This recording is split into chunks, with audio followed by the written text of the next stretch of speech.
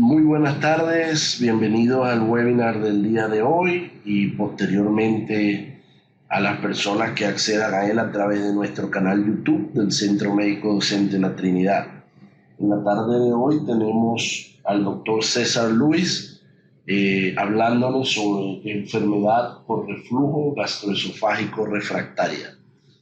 Muchísimas gracias a todas las personas que nos acompañan esta tarde y esperemos disfruten el webinar de la tarde de hoy. Muchas gracias, doctor Parodi.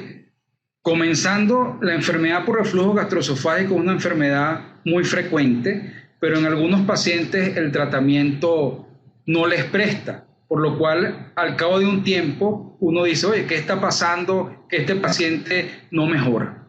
Hablando del concepto de enfermedad de reflujo, tiene varias características. Es una enfermedad recurrente. ¿Qué significa recurrente? Que se repite y se repite en el tiempo. Y cuando pasa mucho tiempo, esta repetición de síntomas es lo que le da el carácter de crónico a la enfermedad. Entonces tenemos que la enfermedad de reflujo es una enfermedad crónica. Si seguimos analizando el concepto, aparte de recurrente, se relaciona con lo que llamamos el reflujo o el flujo retrógrado del contenido gástrico. El contenido gástrico. Entonces, ¿qué tendría el estómago? El estómago, aparte de tener el ácido clorhídrico, la pepsina, puede tener bilis, puede tener jugo pancreático y puede tener comida y saliva. Todos estos componentes tienen la capacidad de regresarse al esófago e inclusive llegar a los órganos que llamamos supraesofágicos, es decir, que puede llegar al esófago proximal, a la faringe, a la laringe, inclusive pudiera haber hasta microaspiración.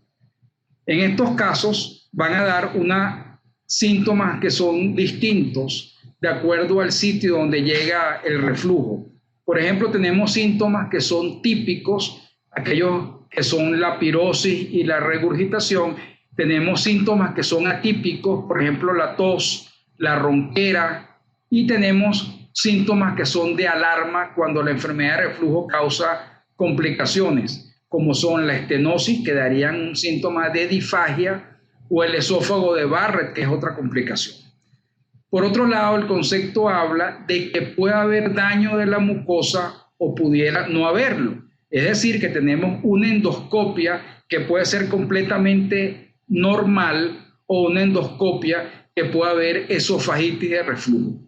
Entonces, este concepto es un diagnóstico clínico basado en síntomas. Los síntomas son variados y puede haber daño de la mucosa o no. Ahora, ¿qué variables existen en la enfermedad de reflujo? Existen muchas variables. Por ejemplo, puede haber reflujo fisiológico y reflujo patológico. Pudiera haber síntomas típicos o atípicos. Puede haber reflujos que sean ácidos o no ácidos. Puede haber esofagitis o ser un esófago completamente normal. Los reflujos pueden ser proximales o distales. El patrón de reflujo puede ser cuando el paciente esté vertical o cuando esté horizontal. El contenido que refluye puede ser líquido o puede ser líquido con aire, y puede haber complicaciones o no complicaciones. En este caso aquí tenemos 16 variables. Estas 16 variables podemos hacer grupos de pacientes. Vamos a inventar un paciente típico, que es aquel que puede tener un reflujo que sea líquido, que ese reflujo además de líquido sea ácido, que el reflujo suba pero solamente al esófago distal cuando el paciente a lo mejor está de pie, que haya síntomas típicos como la pirosis y que este paciente tenga lo que llamamos una esofagitis. Entonces tenemos, por ejemplo, 8 características de estas 16 que mencioné. Si tenemos otro paciente hipotético, podemos tener un paciente que tiene un reflujo, pero que sea mixto, que tenga líquido y aire, que ese reflujo sea no ácido, que ese reflujo llegue hasta la parte proximal del esófago y que el síntoma que produzca sea tos y que no haya erosiones y que no haya complicaciones. Entonces tenemos otro paciente distinto al primero, cada uno con 8 características de las 16 que están abajo. Cuando uno habla de combinaciones o la combinatoria, puede hablar de números como son las variaciones y las permutas, pero podemos hablar de combinaciones propiamente dichas. Entonces, ¿qué hace uno? Bueno, yo tengo 16 variables, que sería el n, y estoy haciendo grupos de 8 variables. Cuando aplico esa fórmula, que son factoriales, y sustituimos los números en la fórmula, tenemos que son 16 el n, que dice ahí arriba del numerador, 16 factorial. ¿Qué es eso? 16 por 15, por 14, por 13, por 12, por 11, por 10, por 9, por 8, por 7, por 6, por 5, por 4, por 3, por 2, por 1. Dividido entre los otros factoriales. Y esto da que pueden haber, haciendo estas combinaciones, un número de 12.870 pacientes diferentes. Entonces, cuando uno habla de enfermedad de reflujo, es muy difícil homogeneizar la muestra y siempre los pacientes son distintos los unos a los otros. Entonces, hacer un trabajo de investigación donde los pacientes tengan las mismas características es muy difícil, y por ese motivo es que la enfermedad de reflujo es difícil enseñarla, difícil entenderla, difícil tratarla y que obtengamos los mismos resultados. Otra variable puede ser, yo le pongo tratamiento. Si el paciente de la izquierda le doy tratamiento y se alivian los síntomas, bueno, hacemos el diagnóstico de enfermedad de reflujo. Pero si el de la derecha no mejoran los síntomas, uno puede catalogarlo de un paciente refractario. Ahora vamos a quitar esta variable de tratamiento y podemos hablar de 8 variables nuevas agregadas a estas 16. Que sea un metabolizador rápido, es decir, que metaboliza el fármaco muy rápidamente, que tenga enfermedad de larga data, que sea obeso, que tenga el escape nocturno, que tenga el Helicobacter pylori, etc. Y podemos agregar 8 variables más. Y estas 8 variables podemos meter el índice de masa corporal, la microesofagitis, la esofagitis eosinofílica como otra agregado a la enfermedad de reflujo. Que la manometría diga que el paciente tiene relajaciones transitorias del esfínter. Que la manometría esofágica diga que la motilidad es inefectiva. Es decir, que aquí tendríamos prácticamente 32 variables y con la de tratamiento 35 variables. O sea que esa fórmula de combinaciones sería un mayor número de pacientes diferentes. Pasando esta lámina podemos definir lo que es el paciente refractario. Pero tenemos que ponernos de acuerdo porque hay mucha controversia. En general podemos decir que el paciente refractario es aquel que le damos una dosis diaria de inhibidor de bomba de protones por 2 o 3 meses y el paciente sigue presentando los síntomas. La prevalencia de este concepto es entre 10 a 40% de las personas que tienen enfermedad de reflujo. Es decir, que es alto, no llega a la mitad, pero es un grupo importante. Pero ¿qué pasa si otros autores hablan de que refractario es que tenga 2 dosis diarias de inhibidor de bomba? Si son 2 veces al día, durante 3 meses, yo lo puedo catalogar de refractario si estoy usando ese concepto. En cambio, si estoy usando el primer concepto, que es una dosis diaria, yo estoy obligado a aumentarle la dosis al doble y esperar. Es decir, que pudiera no ser refractario y cuando yo le doy el doble de la dosis y persisten los síntomas, es refractario para mí. En el algoritmo, la enfermedad de reflujo, uno usualmente como gastroenterólogo le coloca tratamiento médico. Al colocarle tratamiento médico tenemos 2 opciones. Una, que el paciente se alivie los síntomas y yo digo, este paciente tiene enfermedad de reflujo porque yo lo traté para eso y el paciente mejoró. Por el otro lado, tenemos que persistan los síntomas. Si persisten los síntomas, el paciente o tiene una enfermedad refractaria o tiene lo que llamamos una pirosis funcional o tiene otro diagnóstico completamente distinto a pesar de que los síntomas sean parecidos. Y ese grupo donde persisten los síntomas ocupa del 10 al 40%. En otro algoritmo podemos decir que la enfermedad de reflujo se presenta, vamos a decir, de 3 formas. Enfermedad de reflujo no erosiva, enfermedad de reflujo erosiva y una complicación que sería el esófago de Barrett. Los pacientes que tienen la enfermedad no erosiva no son los que mejor responden al tratamiento. De hecho, prácticamente la mitad falla el tratamiento. En cambio, en la esofagitis erosiva, que es por ácido, el tratamiento sí es adecuado, sí es bueno y la falla realmente es baja. Por eso es que la mayoría de los pacientes que tienen enfermedad por ácido y los reflujos son por ácido y hay erosiones esofágicas, la gran mayoría mejora con tratamiento médico.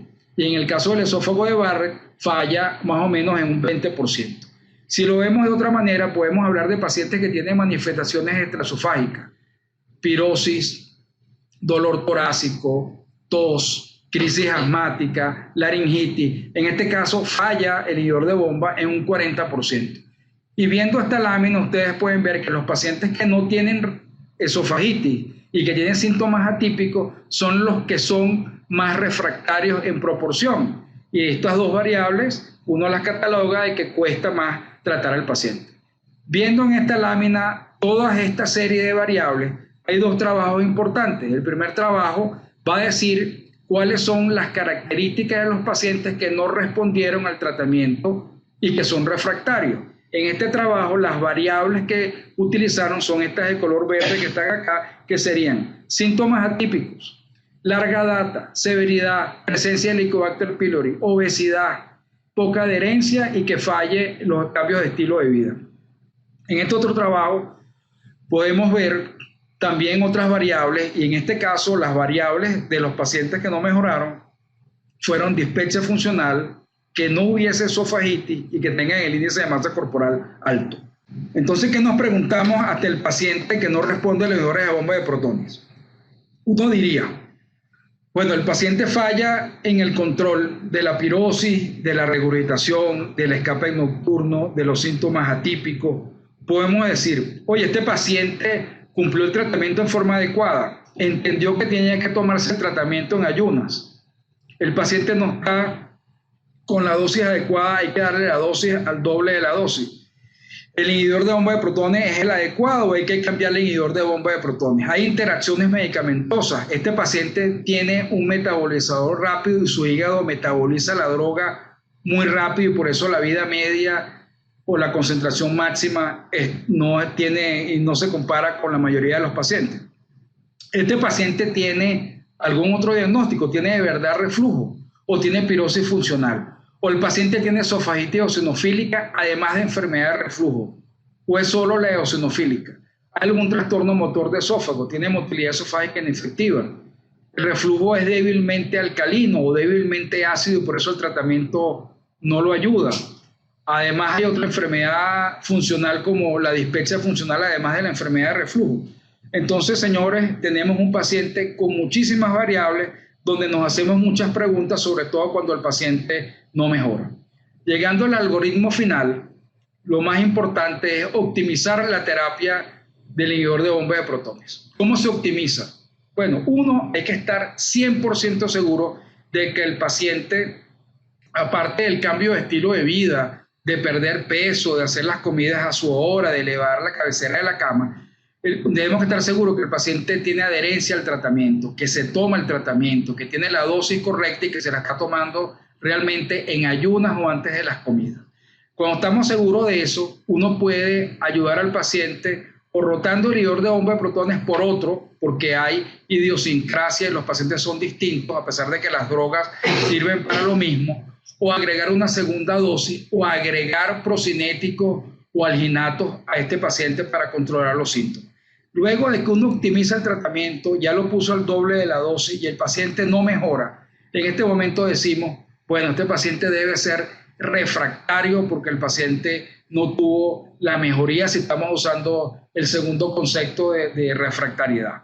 Entonces, cuando ya hemos hecho esta optimización, y aquí tenemos un trabajo donde al aumentar la dosis logramos mayor cura de la esofagitis y en menos tiempo, y podemos hacer aquí algún comentario. El 60% de los pacientes tienen adherencia al inhibidor de bomba, es decir que 40% no lo tiene. 46% de ellos respeta, 46% que tiene que ser previo a la ingesta de comida. Es decir que la mitad de los pacientes lo pueden ingerir incluso con comida y por eso no hace el efecto que debe ser y la biodisponibilidad está comprometida. El 30% de los médicos de atención primaria y 80% de los gastroenterólogos entendemos que tiene que ser aplicado y tratado a este paciente y la toma antes de la comida. Y lo importante acá es que si nosotros aumentamos al doble de dosis o cambiamos el inhibidor de bomba de protones, en un 20% de los pacientes que eran refractarios mejoran su refractariedad. 20%, por eso es que es indispensable optimizar el tratamiento de inhibidor de bomba de protones. Si no responde, uno está obligado a excluir otras etiologías. Las etiologías son muy variables. Si tiene síntomas típicos, uno tiene que hacer una endoscopia digestiva superior para demostrar si el paciente tiene esofagitis. Por ejemplo, aquí tenemos una foto de esofagitis grado A, grado B, grado C. Tenemos acá pacientes que tienen una estenosis porque ya se complicó la enfermedad, o tenemos la parte orofaríngea donde vemos los pliegues aritenoideos eritematosos con aumento de la trama vascular. Tenemos acá una lengüeta que sería un esófago de Barrett, que es una complicación. Tenemos en la endoscopia por acá que son completamente normales, y con magnificación podemos ver los vasos en empalizada, la unión esófago-gástrica, la línea Z. Por este lado tenemos con luz blanca todos las fotos donde se puede observar cambios mínimos, donde puede haber opacidad, se ve la línea Z irregular, se pueden ver lesiones triangulares. Es decir, que hay clasificaciones de esofagitis de cambios mínimos. Podemos ver con magnificación y con filtros lo que llamaríamos los bucles capilares para hablar si hay inflamación o no hay inflamación. Podemos hablar de los vasos rectos y podemos hablar inclusive cuando se hace microscopía electrónica, que no es la idea de la endoscopia, la separación entre las células, demostrando de que hay daño tisular. Después que se hace la endoscopia, también podemos ver que está indicada en los que tienen larga data y que podemos hacer el diagnóstico de esofagitis eosinofílica, que se puede tomar biopsia y que existe, dependiendo del país, una tasa determinada de cáncer de esófago precoz. Entonces hay diagnósticos diferenciales y la endoscopia es indispensable en estos pacientes para hacer esos diagnósticos en el momento correcto. Luego de hacer la endoscopia, si conseguimos alguna alteración y algún diagnóstico, se hará el tratamiento específico que tenga ese hallazgo. Pero si la endoscopia es normal, como ocurre en los pacientes que no tienen esofagitis, uno está obligado a hacer un estudio del pH esofágico, que se llama monitoreo de pH de 24 horas. Este monitoreo de pH significa colocar un electrodo 5 centímetros por arriba del borde superior del esfínter esofágico inferior y va a medir en 24 horas el ácido que está presente en ese esófago, que no debería haber. Y esos reflujos que son ácidos van vamos a decir, estimular ese electrodo de pH y se va a medir cada 2 segundos cómo está el pH en ese sitio.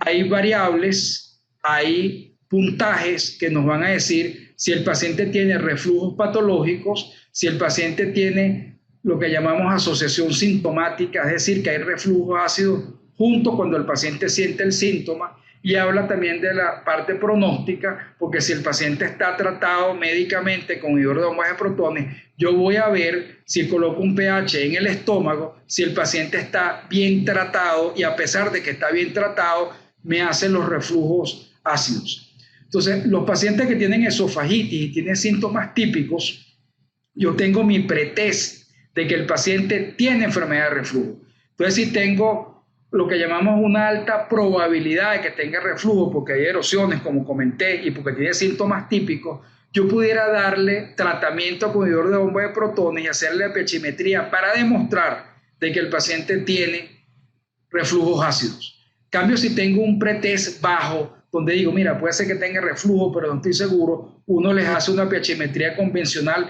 sin tratamiento para demostrar realmente cuántos reflujos tiene ácido, cuántos no ácidos, y el paciente no está tratado. Al hacer este test de monitoreo de pH, yo puedo catalogar a los pacientes en varios grupos. Puedo decir cuáles tienen reflujo ácido, cuáles tienen reflujo alcalino, si el reflujo ácido o alcalino se correlaciona con los síntomas, y lo que es más importante, si no se correlaciona con los síntomas y no tiene reflujos ácidos, caemos en el tema de pirosis funcional, donde todos los estudios son normales, y abro el campo para buscar diagnósticos diferenciales. Si agarramos este algoritmo por la otra vía, que son los síntomas atípicos, tenemos que tiene que ser evaluado por otorrinolaringólogo, neumonólogo y alergólogo. Si consiguen alguna patología, esta debe ser tratada específicamente, pero si no se consigue nada de diagnóstico diferencial y yo pienso que tiene reflujo, aunque el síntoma sea atípico, va para monitoreo de pH, y ahí comienza lo del bajo pretest o del alto pretest. En este trabajo se demuestra que los pacientes pueden tener síntomas cuando están tomando tratamiento asociados a los reflujos débilmente ácidos, no ácidos fuertes, débilmente ácidos porque está tratado. Es decir, que los reflujos débilmente ácidos o neutros o débilmente alcalinos se asocian con síntomas. Y si uno demuestra que está asociado al síntoma, es un paciente de enfermedad refractaria, pero que el tratamiento, aunque el tratamiento sea adecuado, no funciona porque este paciente sigue teniendo los síntomas a pesar de que no hay ácido fuerte.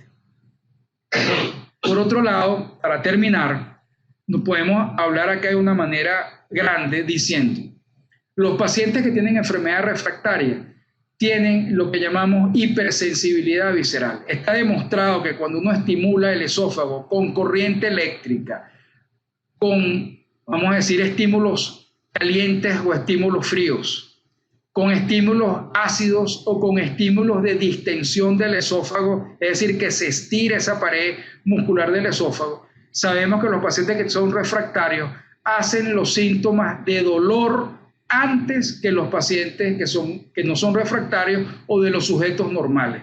Eso es lo que llamamos hipersensibilidad, por lo cual parte del tratamiento tiene que ir dirigido a tratar la hipersensibilidad. Entonces, cuando son refractarios, uno debería utilizar drogas de acción central, como son antidepresivos tricíclicos, tetracíclicos, inhibidores de la recaptación de serotonina o inclusive tratamientos especiales donde disminuye el umbral o donde se relaje el fundus gástrico y permita que cuando están asociados a dispepsia funcional el paciente mejore. En conclusión, la enfermedad de reflujo refractaria es frecuente entre 10 y 40% si utilizamos el primer concepto que era inhibidor de bomba de protones una vez al día por 3 meses. Y es obvio que altera la calidad de vida porque es una enfermedad crónica donde el tratamiento médico no le está prestando. Se necesita un consenso para decir cuál es el concepto, si es con un solo inhibidor una vez al día por 3 meses o si es el doble de dosis por 3 meses. La optimización del tratamiento deberíamos hacerlo todos los gastroenterólogos antes de catalogar al paciente como refractario y todos deben tener la endoscopia digestiva para poder descartar o aseverar algún otro diagnóstico. La piechimetría depende mucho del pretest y se hace sobre todo cuando hay síntomas atípicos o cuando el esófago no está roto y uno debería hacerlo con tratamiento o sin tratamiento dependiendo de la seguridad o el pretest que tengamos nosotros de que tenga reflujo o no tenga reflujo. Bueno, muchas gracias por su atención a todos y bueno, gracias, doctor Parodi. Muchas gracias, doctor César Luis, por este magnífico webinar de esta tarde. Esperamos, les estaremos pasando la programación de los siguientes webinars. Gracias a todos.